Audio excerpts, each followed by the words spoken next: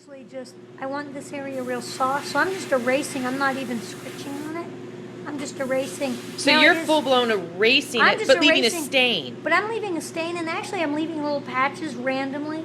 Now, those aren't in any way hair growth. This is like my softest brush. I use that to get the dust off. Mm-hmm. And that's the one that never knows water. Never, ever, ever. But see how that's all kind of chaotic. That is not hair growth. I'm going to have to go back in. I need a really sharp one for this.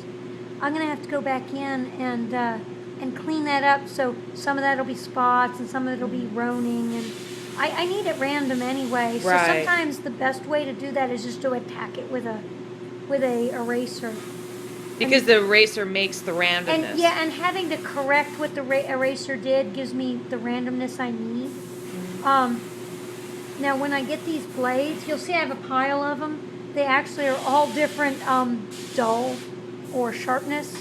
Because depending on how sharp they are, how dull they are, I can either get like grown hairs or sharper edges, or I can just kind of scuff it and it softens it. So they really are all different tools.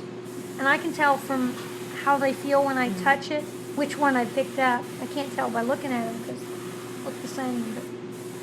So I'll go and I'll tap it a few times and I'll know if this is the sharpest or the dullest. You see how I'm making that look like spots now? Yeah, let me get a close-up. Yeah, you may not be able to get a close-up this tiny. I really like the size of Juniper. Yeah, I like the size. I would love to have more. She is just big enough that I can really kind of put a lot of detail on her, and it's in scale. But and she's actually very easy to hold because you got kind of a good grip on her. Some of the little ones, it's harder to hold them. Yep. And you can see I kind of see how I've got. Yeah, but I have kind of white diagonal lines. When I ran over it with that, sometimes they have a little grit and it gives a line. So I'm going to have to go in and roan around that so I don't get quite that same, that very pronounced diagonal. I think to some extent that also may be a cut mark or a sandpaper mark in the body that's giving me that higher line.